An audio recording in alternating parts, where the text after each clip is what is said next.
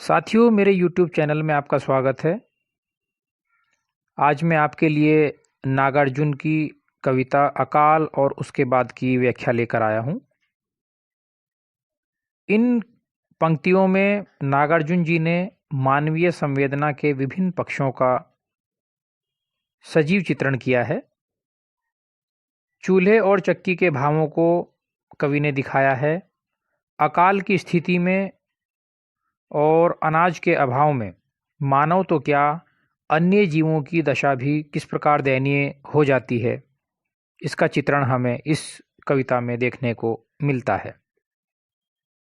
तो आइए देखते हैं कविता अकाल और उसके बाद।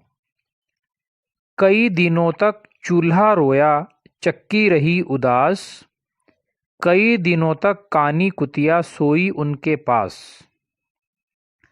कई दिनों तक लगी भीत पर छिपकलियों की गश्त, कई दिनों तक चूहों की भी हालत रही शिकस्त।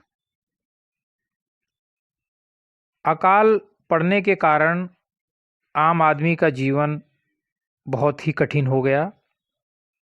अनाज न होने के कारण कई दिनों तक चूल्हा नहीं जला और न चक्की चली, जिससे लोगों की दशा बहुत ही दयनीय हो गई। भूख, प्यास और अकाल की स्थिति के कारण ही कानी कुतिया अर्थात पालतू जानवर, जिसकी एक आंख नहीं थी, वह भी खाना ना मिलने के कारण जो है वहीं रहती थी और उसको ऐसा अनुभव होता था कि हो सकता है थोड़ी बहुत देर के बाद मुझे खाना मिल जाए।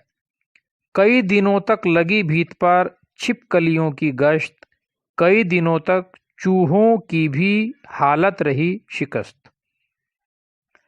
यहाँ तक कि दीवारों पर छिपकलियां भी कीड़े मकोड़ों की उम्मीद पर कई दिनों तक दीवारों पर पहरा दे रही थे।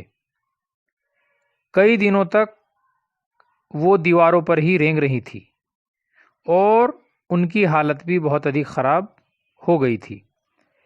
चूहे भी खाना न मिलने के कारण परेशान हो गए थे और उनकी हालत भी दिन पर दिन पस्त होती जा रही थी।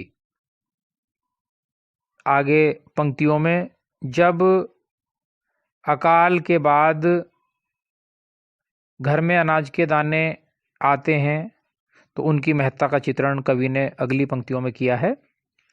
दाने आए घर के अंदर कई दिनों के बाद, धुआं उठा आंगन से ऊपर कई दिनों के बाद, चमक उठी घर भर की आंखें कई दिनों के बाद, कौवे ने खुजलाई पांखें कई दिनों के बाद।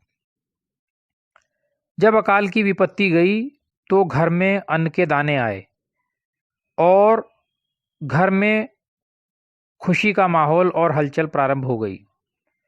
ऐसा लगता है कि मानो कोई मृत इंसान वापस जीवित हो गया हो।